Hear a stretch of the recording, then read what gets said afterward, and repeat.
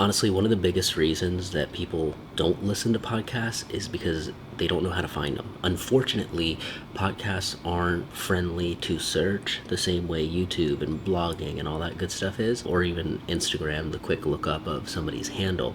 So when you promoting your podcast, I found that you definitely have to make it very, very clear where you want people to go. For the first 90 days is definitely the best spot that you can point people to, just because the reviews are actually there. And you want to get on the new and noteworthy list if possible, which comes by tricking the algorithm into being like, hey, this show is awesome. People are reviewing it. People are listening to it. Not everybody is an Apple or iOS user, so keeping that in mind, you also want to make sure that you acknowledge you're on Google, you're on Spotify. Spotify is the next place that I actually would prioritize after Apple, because they now have a ratings feature.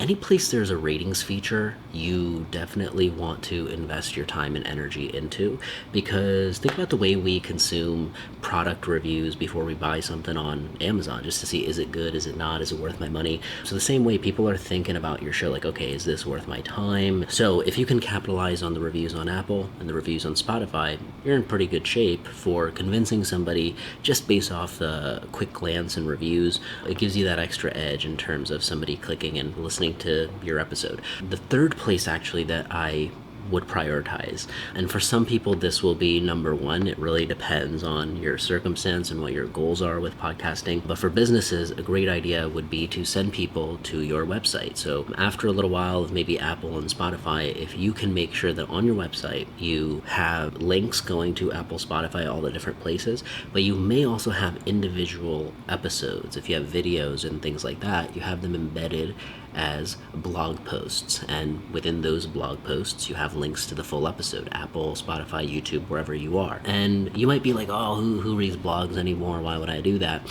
And the point is that on a website, what people see is more controllable, right? For a portfolio purpose, then it would be very smart for you to point people to a website where you have very carefully thought out and selected the best of your work, the highlights, the best episodes, maybe some podcasts you've been a guest on, things of that nature. If you are not doing podcasting for, let's say, a full-on business purpose, and you have this goal of really growing the show within the medium of podcasting, then I would definitely recommend that you go straight to Apple, straight to Spotify. That's where most people are consuming shows. On average, somebody who listens to podcasts on those types of platforms are consuming 7 to 8 shows per week. YouTube is another place, but we'll get into that another day as to why it can work and why it's not as good for podcasting sometimes, and how to kind of game that. But how you want to make it very, very easy for people to find you is make sure that Apple and Spotify is prioritized, the audio experience is, and then if you're a business,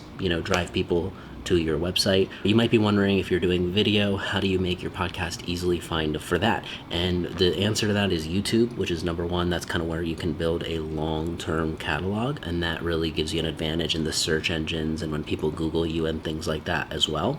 But you might also be building on Instagram or TikTok or wherever your other main feeds are. When you're doing YouTube, make sure to consider that the growth there is way slower, right? Especially if you're just not editing at all and you're posting your podcast unedited up there. If I was kind of completely starting over from scratch, the way I would use YouTube is, yes, keep publishing the full episode, because there are a few people that do enjoy watching them. And so even if it's just one person or 5 people, 10 people, like, to me, that's worth it to maybe do that. But the real moneymaker for YouTube with podcasting is if you can condense the highlights, if you can craft a good title that is aligned with the top 10 minutes or the top 5 minutes that really tells a story from start to finish. The hard part is really just aligning the content with a good title and thumbnail so that all things match for the viewer experience. The truth is, not everybody is going to consume your podcast or search for it in the same way.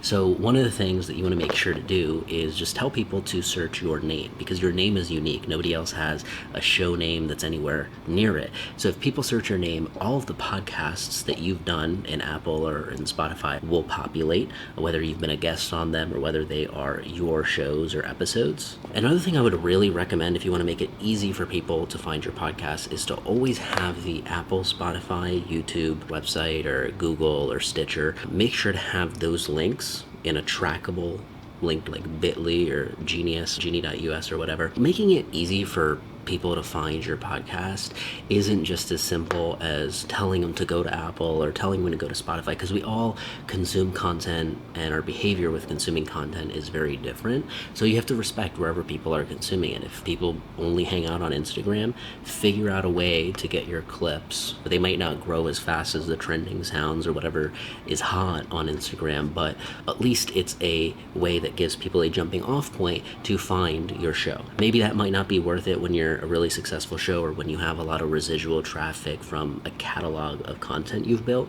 but when you're a newer show, it can be worth it to put in that time to make your episodes searchable.